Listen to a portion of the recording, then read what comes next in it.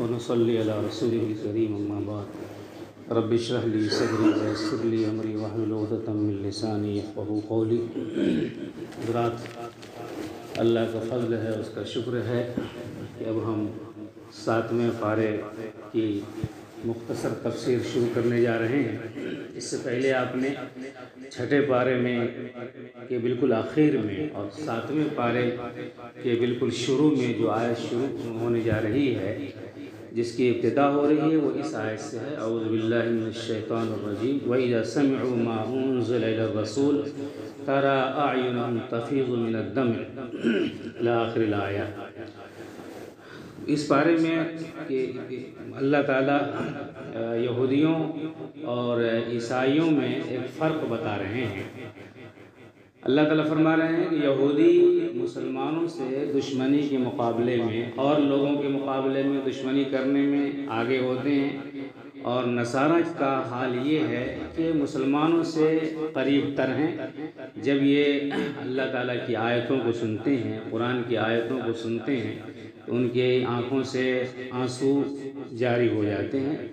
تَرَىٰ أَعْيُنَهُمْ تَفِيضُ مِنَ الدَّمْعِ۔ یاد رہے کہ یہ جو کیفیت عیسائیوں کی بیان کی گئی ہے، یہ تمام عیسائیوں کی یہ کیفیت نہیں ہوا کرتی، بلکہ خاص اس طبقہ کا ذکر ہے جس کو نجاشی نے صورتحال معلوم کرنے کے لیے حضور کی خدمت میں بھیجا تھا، اور یہ 9 مسلم عیسائی تھے اور انہوں نے حق کو قبول کیا تھا۔ تو ان عیسائیوں کا تذکرہ کرتے ہوئے قرآن نے یہ کہا، یہ عیسائی ہیں اور ان کی یہ کیفیت ہے کہ جب اللہ کی آیتوں کو سنتے ہیں، نشانیوں کو دیکھتے ہیں، تو ان کی آنکھوں سے آنسو جاری ہو جاتے ہیں، ورنہ عام عیسائی اس میں داخل نہیں ہے۔ جیسے آج کل کے عیسائی، یہ تو اسلام دشمنی میں سب سے آگے ہیں۔ آگے اللہ نے قسم کا کفارہ بیان فرمایا ہے۔ قسم کا کفارہ ترتیب وار قرآن نے جو بیان کیا ہے وہ یہ ہے کہ نمبر 1، اگر کوئی آدمی قسم کھا کر کے قسم کو توڑ دیتا ہے، خانث ہو جاتا ہے، خدا کی قسم میں ایسا نہیں کروں گا، کوئی قسم کھا لیا لیکن وہ کر لیتا ہے، یہ کوئی معمولی بات نہیں ہے۔ لوگ آج کل روزانہ قسم کھاتے ہیں، توڑتے ہیں، اس کا اللہ نے کفارہ بتایا ہے کہ قسم کھا کر کے تم توڑتے ہو، یہ کوئی آسان کام نہیں ہے۔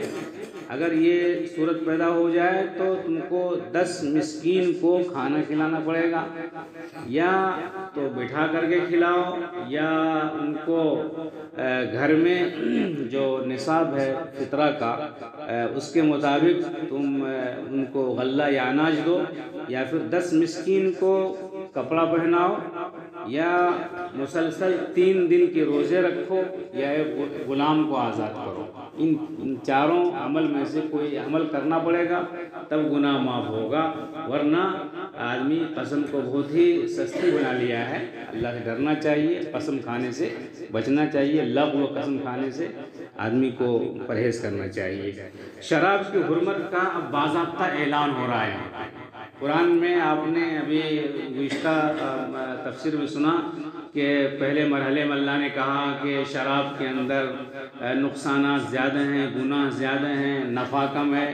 پھر اللہ نے دوسرے نمبر پہ یہ فرمایا کہ بھائی نشہ کی حالت میں نماز کے قریب مت جاؤ۔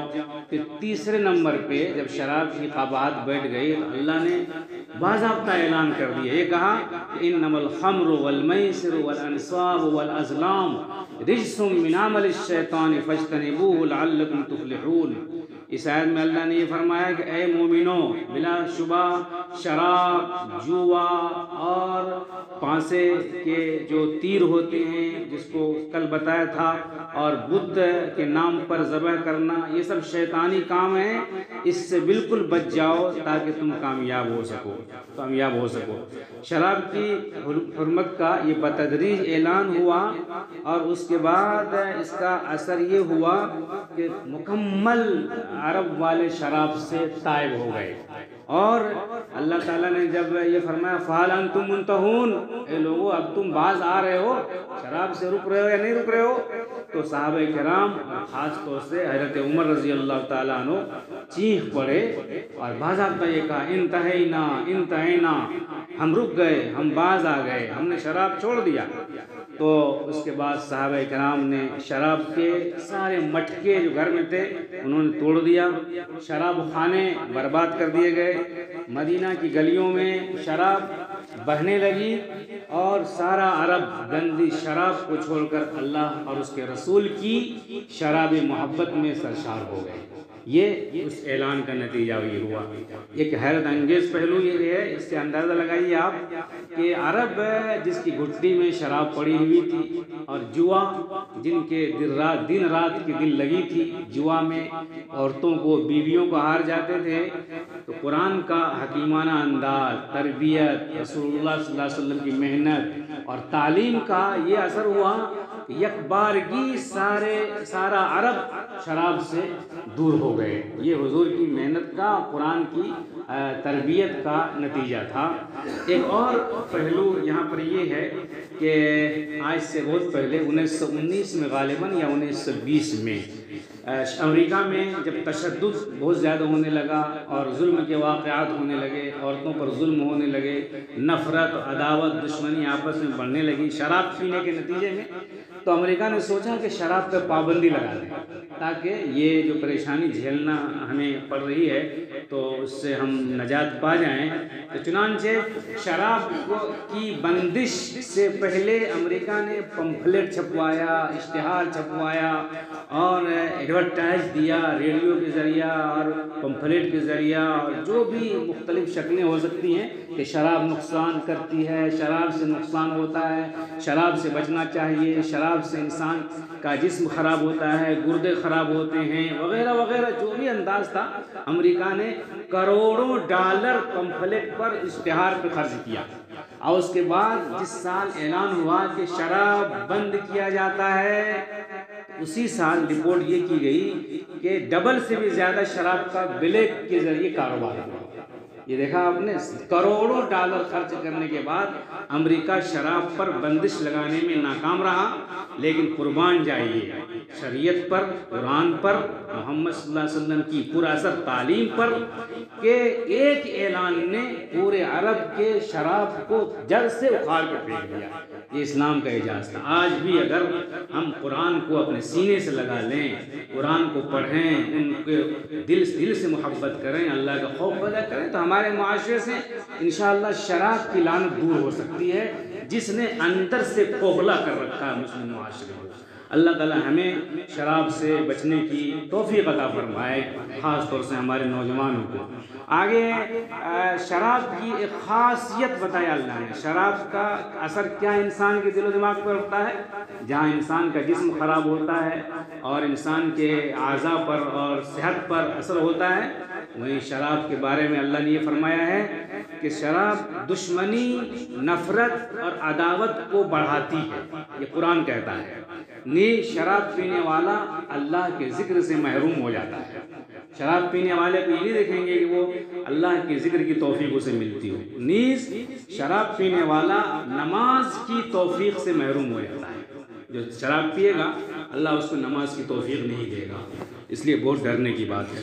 آگے اللہ تعالیٰ نے احرام کی حالت میں شکار کرنے سے منع کیا، اور پھر عیسیٰ علیہ السلام کے لیے آسمان سے جو دسترخوان اترا تھا اس کا بیان ہے۔ پھر اللہ نے فرمایا کہ تم دسترخوان کا مطالبہ کرتے ہو تو ٹھیک ہے، ہم دسترخوان اتار دیتے ہیں، اب اس کے بعد جو آدمی ناشکری کرے گا تو ہم سخت عذاب میں مبتلا کریں گے۔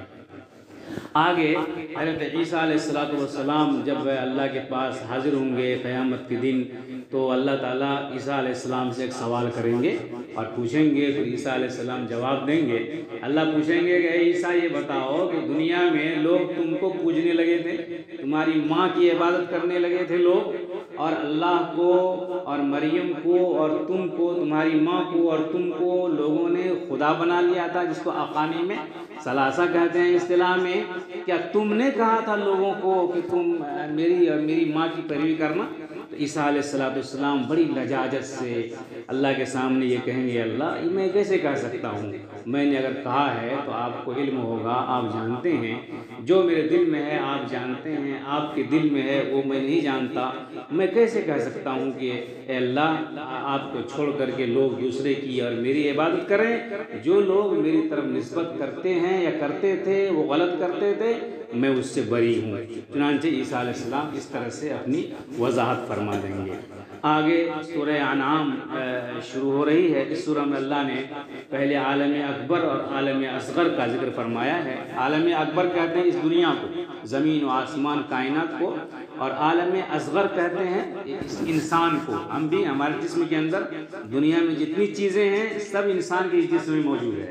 آپ جب تحقیق کریں گے، ریسرچ کریں گے تو اس زمین پر سمندر ہے، پہاڑ ہے اور زمین ہے، جنگل ہے، یہ ساری چیز انسان کے اندر بھی ہے۔ اب غور کریں گے انسان میں خون کی نالیاں ہیں، اور پھر سمندر ہے، اور پھر ہڈیاں پہاڑ کی طرح سے ہیں، جنگل انسان کے بدن پر ہے، وغیرہ وغیرہ۔ یہ بالکل مطابقت ہے۔ جو کچھ زمین پہ سونا، لوہا، چاندی، آئرن وغیرہ سب انسان کے جسم کے اندر ہے۔ اس کو چھوٹی دنیا کہتے ہیں اور اس کائنات کو بڑی دنیا کہتے ہیں۔ اللہ نے کہا کہ لوگوں تم دنیا میں گئے ہو، دیکھ رہے ہو کہ لوگ پیدا ہوتے ہیں، مرتے ہیں، اس سے اندازہ لگاؤ کہ ایک دن آئے گا کہ پوری دنیا بھی مر جائے گی، ٹوٹ پھوٹ کا شکار ہو جائے گی، فنا ہو جائے گی، تو تم سب کو میرے پاس آنا پڑے گا۔ یہ آخرت کا تصور دلانے کے لیے اللہ تعالیٰ اس طرح سے استدلال پیش فرماتے ہیں۔ آگے اللہ نے توحید، رسالت، آخرت سے متعلق بہت سارے دلائل پیش فرمائے ہیں، اور معبودان باطل کی کمزوری اور مشرکین مکہ اور مشرکین دنیا کی بیجا ہٹ دھرمی کو بیان فرمایا، اور کہا کہ یہ مشرکین جب جہنم کی آگ پر پیش کیے جائیں گے تو کہیں گے کاش ہمیں دوبارہ دنیا میں بھیج دیا جاتا، ہم شرک نہیں کرتے اور اللہ کو راضی کر کے آتے۔ آگے اللہ تعالیٰ نے یہ خاص بات یہ بتائی ہے کہ ہم نے لوگوں کے پاس نبیوں کو بھیجا، اور جب لوگوں نے بدمعاشی کی تو پھر ہم نے تکلیف میں اور سختی میں پکڑ لیا تاکہ وہ رجوع کریں، گڑ گڑائیں اور اللہ کی طرف رجوع کریں، معافی مانگیں۔ یہاں سے علماء نے خاص بات یہ لکھا ہے کہ جب اللہ کی طرف سے نعمت ملتی ہے اور نعمت کے بعد آدمی جب گناہ کرتا ہے تو کبھی کبھی تھوڑی چھوٹی موٹی پکڑ آتی ہے اللہ کی طرف سے۔ جب پکڑ آتی ہے تو بندہ متنبہ ہو جاتا ہے، رک جاتا ہے، وہ اللہ ناراض ہو رہا ہے، پھر اپنے آپ کو ٹھیک کر لیتا ہے تو وہ عذاب ٹل جاتا ہے۔ لیکن پھر گناہ کرتے ہی رہ گیا، نعمت آئی، گناہ گناہ گناہ، تو اب اگر پکڑ نہیں ہو رہی ہے، اللہ کی طرف سے کوئی بات نہیں ہو رہی ہے، تو سمجھنا چاہیے کہ یہ بڑی گھنٹی کی علامت ہے، اب بڑا کوئی عذاب آنے والا ہے۔ اس کی مثال یوں دیا ہے شاہ صاحب رحمۃ اللہ علیہ نے، عجیب بات کہا ہے، جیسے کوئی آدمی زہر منہ میں رکھتا ہے، زہر منہ میں ڈال دے، جب تک منہ میں ہے تھوڑا بہت زہر اندر گیا ہے تو فوراً اگل دے، جب تک زہر ہضم نہیں ہوا ہے تو آدمی کی جان بچنے کی امید ہوتی ہے۔ لیکن جب زہر ہضم ہونے لگ جائے، پیٹ میں چلا گیا، اب اس کو لاکھ نکالیں تو وہ موت لے کر کے رہے گا، وہ موت آ کر کے رہے گی، اور انسان کی جان لے کر کے وہ زہر رہے گا، اس لیے کہ زہر ہضم ہو چکا ہے۔ اسی طرح سے انسان جب اللہ کے عذاب کو ہضم کرنے لگتا ہے اور اللہ اور اس کو گناہ ہضم ہونے لگتے ہیں تو سمجھنا چاہیے کہ کوئی بڑی آندھی، بڑا طوفان، بڑا زلزلہ اور اللہ کی طرف سے بڑا کوئی تنبیہ کرنے والا عذاب آنے والا ہے، اس لیے رک جانا چاہیے۔ اللہ تعالی ہم سب کو گناہوں سے بچنے کی توفیق عطا فرمائے۔ سب سے آخر میں ایک چھوٹی بات جو قرآن نے اشارہ کیا اور بڑی بات ہے، وہ آج کے زمانے میں خاص طور سے اللہ نے کہا ہے کہ تم معبودان باطل کو، یعنی جو مشرک ہیں، کافر ہیں، ان کے معبود کو بھی برا بھلا مت کہو۔ آج کو جو بھی نتیجہ سامنے آ رہا ہے دنیا میں، ہم پہلے بولتے ہیں، پھر ہمارے خلاف بولا جاتا ہے، ہم بولتے ہیں، پھر ہم کو جواب دیا جاتا ہے۔ یہ ہدایت کی گئی ہے کہ تم معبودان باطل کو بھی برا بھلا مت کہو، وہ باطل ہے، غلط ہے، اور وہ اللہ کی نافرمانی ہے، ظلم ہے، اپنی جگہ سب کچھ درست ہے، لیکن تب تک وہ خاموش ہے جب تک تم نے ان کے غلط معبودوں کو گالی نہیں دیا ہے، برا بھلا نہیں کہا۔ اب تم جب برا بھلا کہو گے تو نتیجہ میں وہ ہمارے برگزیدہ نبی کو، ہمارے پاک اللہ کو اور صحیح اللہ کو، ہمارے معبود کو بھی وہ دشمنی میں آ کر کے گالی دینا شروع کر دے گا۔ یہ گالی دینے کے سبب کون بنا؟ ہم بنے نا، پہلے ہم نے شروع کیا تھا۔ اس لیے فرمایا کہ معبودان باطل کو بھی برا بھلا مت کہو، گالی مت دو، ان کو غلط مت کہو، اور اس طرح سے کرو گے تو آپس میں ہم آہنگی پیدا ہوگی، اور دعوت کا جو اسلوب ہے، نبی کا جو اسلوب ہے، انبیاء کا جو طریقہ ہے، قرآن کا جو اسلوب ہے دعوت کے لیے، اگر ہم اس کو سامنے رکھیں گے تو انشاءاللہ کوئی انتشار نہیں ہوگا، اور پھر اسلام کی دعوت پھیلتی چلی جائے گی۔ اللہ تعالی ہمیں صحیح باتوں پر عمل کرنے کی توفیق عطا فرمائے، جو باتیں صحیح کہیں گئی اللہ قبول فرمائے، اور جو باتیں غلط نکلی ہیں اللہ تعالیٰ ان سب کو معاف فرمائے۔ اللہ لا الہ الا هو الحی القیوم، اللہ لا الہ الا هو الحی القیوم، صلی اللہ تعالی علی خیر خلقہ وسلم، لا الہ الا انت سبحانک انی کنت من الظالمین۔ ربنا آتنا فی الدنیا حسنہ وفی الآخرۃ حسنۃ وقنا عذاب النار۔ اهدنا الصراط المستقيم، اهدنا الصراط المستقيم، اهدنا الصراط المستقيم، صراط الذين أنعمت عليهم غير المغضوب عليهم ولا الضالين۔ سبحان ربك